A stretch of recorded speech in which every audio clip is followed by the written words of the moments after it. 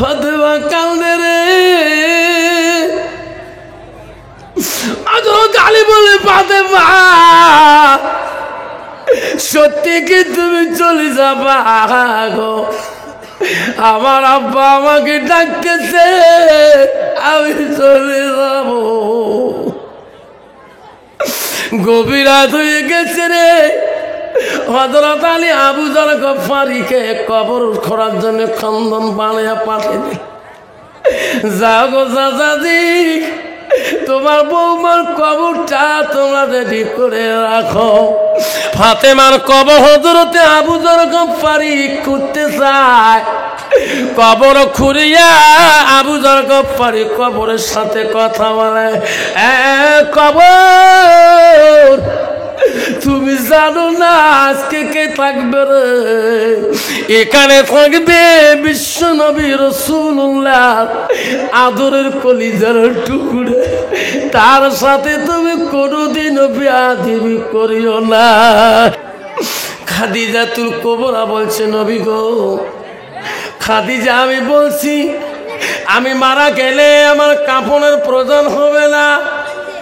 নবী বলছে, খাদিজা আমি কি কাফন খেতে পারবো না?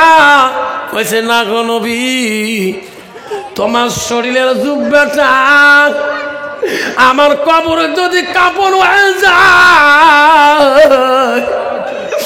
আমার খাদিজার ভয় থাকবে না। আমি সেই জলে তোমার পরনের জুব্বাটা কাফন হিসাবে চাই। নবী গো, আমি খাদিজা কবরে যাব, সবাই বাড়ি থেকে চলে যাবে, আমার কবরের পাশে কেউ থাকবে না। আমি মনকে নকে সওয়াব দিতে পারবো না। ওগো নবী, আমাকে ওয়াদা দাও, আমার মনকে নকে সওয়ালের জবাব আমি খাদিজা দিতে পারবো না। মা গো, নবীজি আদর কলিজা মনি ছিল হযরতে ফাতিমাতুল জোহরা দোনো সন্তানকে ডাকিয়া ডাকে বলে, হাসান হোসেন আয় আমার কাছে আয়। বা তোমরা দোনো জনে আইসো। দোনো ভাইকে কাছে নিয়ে নিলেন। আম্মা গো, আজকে এত আদর করেন কেন মা? কেন কোনোদিন তো এইভাবে আদর করে নাই? ফাতেমা বলতে, আসলে আমি যেদিন দুনিয়া থেকে যাই, আজকে যদি চলে যাই, কালকে তোমাকে আদর করবে বাবা, কালকে তোমাকে আদর করবে। আসো তোমরা দোনো ভাই আসো। দোনো ভাইকে ফাতেমা গোসল করে দেয়। আম্মা আজকে এত সুন্দর করে কেন গোসল দিয়া দেলবা? কোজে রে চালু চলে, আমি যদি দুনিয়া থেকে চারি কবরে চলে যাই, তোমাকে গোসল দিবে রে সোনা। আজকে জনমের গোসলটা দিয়ে দুনু ভাই কালে। মা কেন মা তুমি এই কথা বলো মা? ফাতেমা বলছে, রে সোনা, তোমার নানাজি চলে গেছে, আমি থাকতে পারি রে বেটা। তোমার নানাজি কবরে শুয়ে আছে, আমিও ফাতেমা কবরের জন্য যাওয়া রেডি। দোনো ভাই কান্দে। হযরতে আলী বাড়িতে আসলেন। দোনো সন্তান আব্বাকে বলে, আব্বা কেন আমার মা কিসের জন্মের গোসল দিয়ে দিল? আলী বলল, ফাতেমা রে, আমার কলিজার টুকরে দুইটা তুমি কি বলছো? আমার সন্তান দুইটা কেন রে চোখের পানি বন্ধ হয় না? ওগো স্বামী, সন্তান তো বলছি তোমাকে বলিয়া যায় কে? আমি ফাতেমা যদি আজকে মারা যায়, যাতে আমার মৃত্যুর খবর মদিনার মক্কার মানুষ যাতে না জানে। ওগো স্বামী, আমাকে এমন ভাবে মাটি দিবে ও স্বামী, আমি যাতে যাই কেউ যাতে জানে না। আলী বলছে ফাতেমা কেন রে, তুমি নবীর বেটি, তোকে মাটি দিবে না? না না স্বামী গো, আমি ফাতেমা জীবনে যতটুকু পর্দায় ছিলাম, বিদিন কাফের বেঈমানরা আমার চেহারা দেখার জন্য কত চেষ্টা করেছিল, আমাকে দেখতে পারে নাই। আমি যদি মারা যাব, আমাকে জানাজার দেওয়ার জন্য বেঈমান কাফেররা পর্যন্ত আসতে পারে, আপনি চিনতে পারবেন না। আমি ফাতেমা কাপড়ের ভিতরে থাকব, যদিও আমার চেহারাটাও দেখে নাই, আমার লম্বা চওড়া হাত দিগল যদি মনে করি খারাপ কল্পনা করিয়া দেয়, আমার আল্লাহ ফাতেমার পর্দার মূল্য দিবে না। ফাতেমা কান্দে রে, আলী বলে ফাতেমা সত্যি কি তুমি চলে যাবা গো? আমার আব্বা আমাকে ডাকতেছে, আমি চলে যাব। গভীর রাত হয়ে গেছে রে।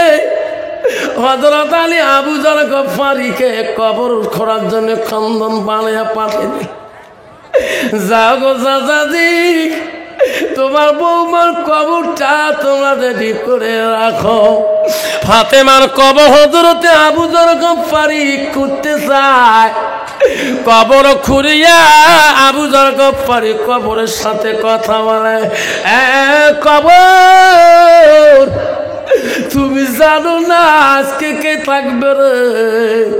এখানে থাকবে বিশ্ব নবী রাসূলুল্লাহ আদরের কলিজার টুকরা, তার সাথে তুমি কোনোদিনও বেয়াদবি করিও না। কবর এখানে কে থাকবে জানো না? এখানে থাকবে সাইদুল্লাহ গালিব, আল্লাহ যাকে এত শির শক্তি দিয়েছে হযরত আলী, তার বিবি থাকবে রে কবর, তার সাথে বেয়াদবি করিও না। আবার বলছে রে কবর এখানে থাকবে হাসান হোসেন মা, এখানে থাকবে নারীদের সরদারানি, তার সাথে কোনো বেয়াদবি করিস না। সঙ্গে সঙ্গে কবর থাকি গাইবিতে আওয়াজ এসে গেছে, আবু যর তুমি কার পরিচয় দাও? আমি কবর নবীর বেটিকে চিনি না, আমি কবর আলীর স্ত্রীকে চিনি না, আমি কবর হাসান হোসেন মাকে চিনি না, আমি কবর নারীদের সরদারানিকে চিনি না। আবু যর ওই আমি কবর চিনি আমল, ওনার আমল যদি ভালো হয় নবীর বেটি হিসেবে আমার সম্মান পাবে রে। আমল যদি বিটি হয়ে যায় আমি কবর ডান দিকের হাত বাঁ দিক করে দেব। আবু যর আমার কাছে ঠিক করে দিয়ে হয় না। বন্ধু করে আবার শোনার চানলা কষ্ট মনে করবেন না, 10টা মিনিটের জন্য কষ্ট হবে নাকি বাবা? কার কার হবে না হাতটা তুলিয়া দেখায়। আব্বা কষ্ট মনে করবেন না, আমার আম্মারা শুনে রাখো মা, আল্লাহ রাব্বুল বলে ওয়াসানা ফাজাহা, তোমার চরিত্রটাকে নষ্ট করা যাবে না। মা ও মা তুমি মুসলমানের মেয়ে, মা তুমি মুমিনের ঘরে জন্ম নিয়েছো, ও মা তোমার চেহারাটা সৌন্দর্যটা তোমার স্বামী ছাড়া অপর মানুষ দেখা যাবে না। গভীর আজ যদি হয়ে যায় আল্লাহ নবী বলে যায় তোমার চেহারাটা সুন্দর করে সাজাবা, যা আনি দিছে তুমি তাই পরিষ্কার হয়ে নতুন কাপড় পিন্দিবা, তুমি সুন্দর পরিচ্ছন্নতা হয়ে স্বামীর কাছে বসিয়া গল্প করবা, তোমার মাথা চুলগুলা যত্ন করবা, তোমার চুলের দিকে তাকাইয়া একবার যদি তোমার স্বামী যদি খুশি হয়ে যায়, ও সোনা সালমা বোনেরা, একবার যদি মোহাব্বত করি, তোমার স্বামী স্ত্রীর চুলের দিকে তাকে একটা চুমা মারে, আল্লাহ আমার বিবির এত সুন্দর চুলের যত্ন করে, আল্লাহ আল্লাহ আমার বিবি আমার কাছে এত ভালো। আল্লাহ রসুল বলে সারা রাত যদি গল্প করেন, কোন মেয়ে যদি স্বামী স্ত্রী সারা রাত যদি গল্প করে, গল্পটাও যদি দুনিয়াদারি হয়, আল্লাহ রসুল বলে স্বামী স্ত্রীর গল্পটা আল্লাহ ইবাদতের সঙ্গে গণ্য করে দেয়। মা বোনেরা, মা গো, নবীজির প্রথম স্ত্রী ছিল মা হযরতে খাদিজাতুল কুবরা। মা নবীজির দ্বিতীয় স্ত্রী ছিল হযরতে সাউদা রাদিয়াল্লাহু তাআলা। নবীজির তৃতীয় স্ত্রী ছিল হযরতে মা আয়েশা সিদ্দিকা। নবীজির চতুর্থ স্ত্রী ছিল হযরতে জয়নব। নবীজির ৫ নম্বর বিবি ছিল হযরতে হাফসা রাদিয়াল্লাহু আনহা। নবীজির ৬ নম্বর বিবি ছিল হযরতে উম্মে হাবিবা। নবীজির ৭ নম্বর বিবি ছিল হযরতে উম্মে সালমা। নবীজির ৮ নম্বর বিবি ছিল হযরতে মাইমুনা। নবীজির ৯ নম্বর বিবি ছিল হযরতে সুফিয়া। নবীজির ১০ নম্বর বিবি ছিল হযরতে রায়হানা। নবীজির ১১ নম্বর বিবি ছিল হযরতে মারিয়া। লাই থাকবে। নবীজির যত বিবি ছিল বাবা, জীবনে নবীজি কোন স্ত্রীর দ্বারায় জীবনে কষ্ট হয় না। যেরকম সুবহানাল্লাহ, যেরকম সুবহানাল্লাহ। অন্ত বাবা বর্তমান যুগের নারীর দ্বারায় স্বামীরা কষ্ট পায় না, না পায়, যেরকম পায় না, না পায়। অন্ত কোনো বউ যদি নাকি দেখে ঢিকে, কোনদিন বেসাক দেখ কবে ভাই মোর নাক বউ এসে নাকও ঢিকেছে, কবে বউ তুই কসবু আফসা মনে কালকে কোথাও বোনাচ্ছে, বউ দেখতো কালকে এই বয়ান করেছি, বউ ৩ মাস থেকে আওয়াবি নাই। এই না অবস্থা আমি সবার বাড়ি দূরে ধরে গেছি, দেখতো বললে ওয়াজ শুনিয়ে কল যেখানে থরথরে কাটপে নাছে, বউ তুই কর সবার শুনবে তো, তাও ভাতও দেখ নাই, ওমরাই ভাত বাড়ি খায়, ৩ মাস থেকে আওয়াবিও নাই। সবার শুনি যে বউ নিন ধরে না, বেসা ৫ ওয়াক্ত নামাজি, কত নাকর ঢিকে, কত চরুর মুক্তি, বেসা কাহা কোনোদিন কয় নাই। এই কথা শুনি বউ সকালে খাই গাও কাপে, যেই বাড়ি আসছে নামাজ পড়ি দৌড়ি যে হাত ধরো, মাফ করেন যা করছো করছো। বউ যেই মাফ করি দিছে, বউ কলছে খাই সাত গাঁকে মোট পাতলা, এত পাতলা হল আজকে ৫ বার ভাত খান, বউ তবু পেট ভরে না। তুইও তোমার মাসির বেটি বই নয়, তুইও তো কত ভাইসে বই নাগাটাকে ঘুরিয়ে বলে আন্দারতে আন্দারে, তুইও সবার মাপ নিস নাই। ভাইসে মুখ কয় তোর বউ মুখ কত গুড়ি চৈতেই ফেলে দেয় কত বাবা। কারো বৌদি চৈত্রী গুড়ি ফেলতে, আমি বাজার যখন বউ গৌড়ি ঘুরিয়েছে মক, তোর এখন কবে তুই মাপ নিস নাই? তা মুই মাপ নেন, মোর মাও মরি গেছে, মোর বাবার সাথে জীবনে আও করেন, তারে বেটি মুই মোর বাবত, মোর তোর বাবতে মোর মুখ বেশি মানুষ চেনে জানিস, দুবি দৃষ্টি আমার মুখ চেনে, তোর বাবক কম চেনে। তারে বেটি মুই, মোর মা মরি গেছে বাবার সাথে আও করেন, তারে বেটি মুই, মুই মাপ নেন, তুই মাপ মেনে যায়। মা যদি ভালো হয় মেয়ে ভালো হবে, মেয়ে যদি ভালো হয় রে মা ভালো হবে। ছাত্র যদি ভালো হয় ওই মাস্টার ভালো হবে, মাস্টার যদি ভালো হয় রে ছাত্র ভালো হবে। ইডি যদি ভালো হয় ফার্মা ভালো হবে, ফার্মা যদি ভালো হয় রে ইডি ভালো হবে। এমন জাতের কচু আছে অল্প জালে সিদ্ধ হয়, এমন জাতের মেয়ে আছে অল্প কথায় বুঝিয়া পায়। এমন জাতের কচু আছে অল্প জালে সেজে না, এমন জাতের মেয়ে আছে অল্প কথায় বোঝে না। বাপ ভালো তা ছেলে ভালো, মাও ভালো তা ঝি, গাই ভালো তা বাছুর ভালো, দুধ ভালো তার ঘি। ঠিক না বিঠে বাবা? বিবি যদি মুত্তাকিন পরহেজগারে আল্লাহওয়ালা না হয়, ওই বিবির দ্বারা স্বামী জীবনে শান্তি পাবে না। যখন ঠিক না বিঠি? কয়দিন আগে ওয়াজ করবে গেছিলাম মুর্শিদাবাদ দমকল, উত্তরবঙ্গে ট্রেনে ঠিক করছে 2টা 55 মিনিটে নিকুজ বেহারে পাওয়া যায়। ট্রেনে চললাম, S7 4 ডাব্বা 62 নম্বর সিট। চড়িয়ে ঢং চেনাগুলো সালাম দেয়, কি রে কাই রে কাকি বাবা বাড়ি করে, হুজুর তোমরা আমারই সভা করেন ওই ফকরিয়া গ্রাম, কারো বাড়ি কোদাল ধোঁয়া। বাবা করে জানলে একা হুজুর বাঙ্গালোর যাবো। বাবা তোমরা করে যান, যা মসজিদ ছাড়ি দাও, তুমি ঘুমে হুজুর তোমরা ঘুমেন দেখ রে বা আমরা কাইও ঘুমেই না, খালি ঢিকে ঢিকি ইয়ে কই ঢিকে উইয়ে কই ঢিকে। তারপর দেখতেছে না কাউ ঢিকেই না, মোবাইল কানত লাগিয়ে ওই হেডফোন লাগিয়ে দিয়ে কি যে গান দিছে, ইস নিজের ঠাকুর নিজে ঘুরে আর হাসে। ঘুরেতে ঘুরেতে দেহ ঠ্যাঙের গোড়াটা গোড়ায় ঘুরিয়ে দেখ গোড়ায় ফাড়া, সরু ফাড়া, একানো ফাড়া। হ্যাঁ বাবা তোমার বাঙ্গাল যাও, তোমার সরুগুলো ফাড়া ঘেড়ে ইলে কোন প্যান্ট রে, তোমার আলে মানলে প্যান্টের গুণ বোঝে, আমরা হ্যাঁ বুঝি। বাবা তোমার চৌরুর গুড়ায় দেখা যায়, ইলে কোন প্যান্ট? বাবারে ওই প্যান্ট কিলে গুণ কি জানেন? জেলায় বাবু মোবাইল ধরি ছাপড়ে 5 পায়ে গোটা শিলিগুড়ির টান দেখা যায়। তোর এখন ঠিক না বিটি,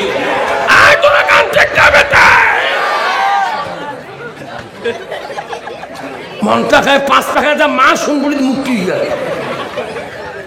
প্যান্টটা কি গুণ আছে, নিচ পায়ে টানে, নিচ পায়ে টানে।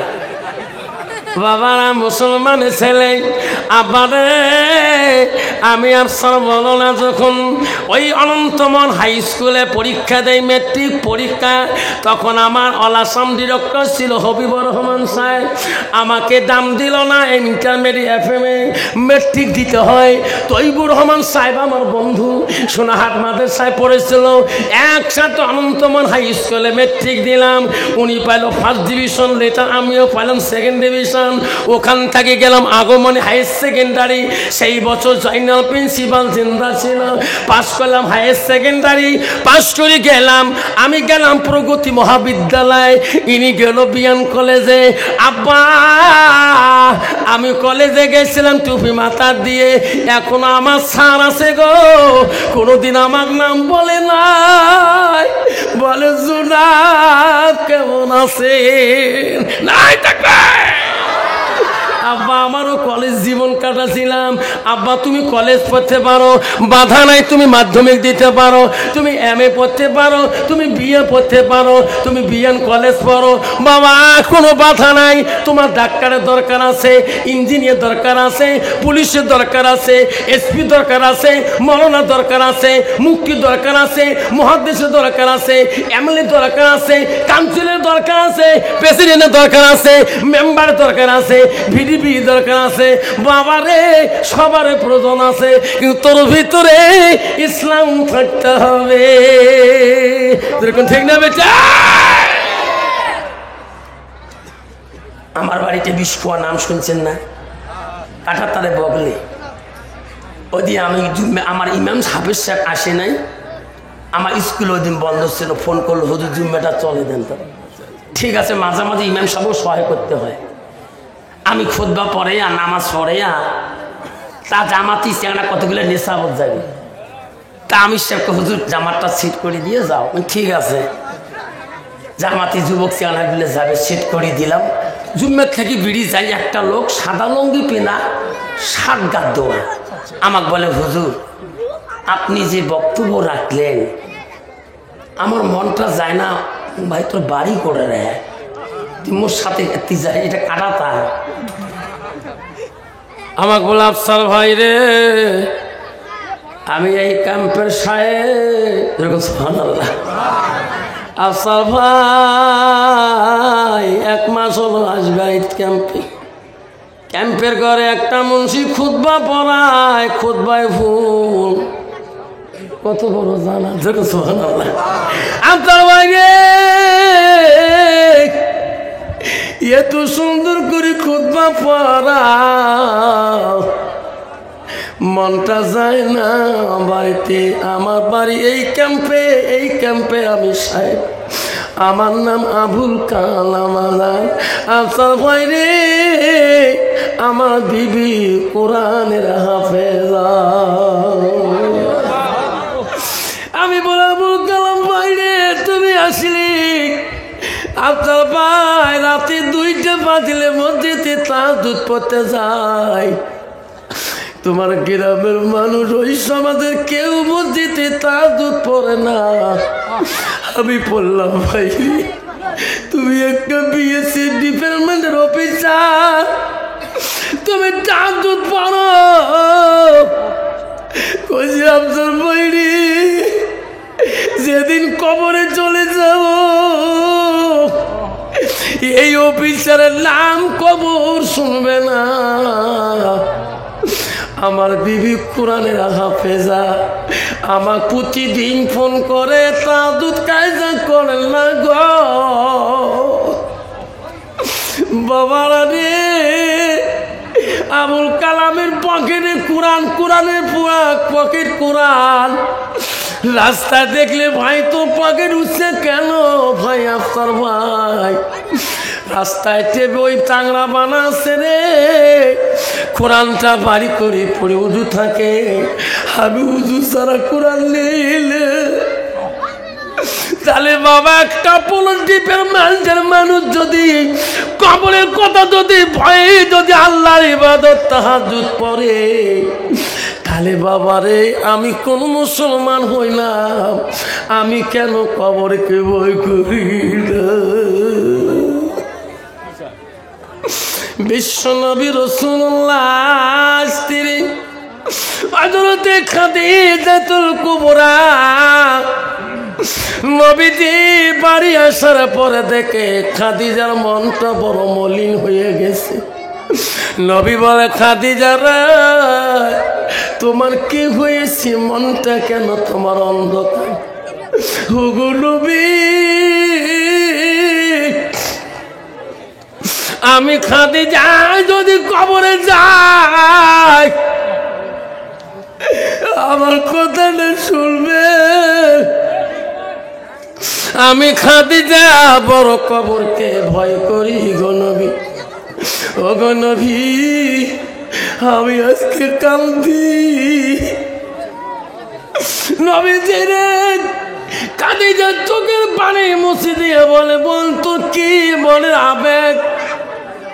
খাদিজাতুল কুবরা বলছে, নবী গো খাদিজা, আমি বলছি আমি মারা গেলে আমার কাফনের প্রয়োজন হবে না।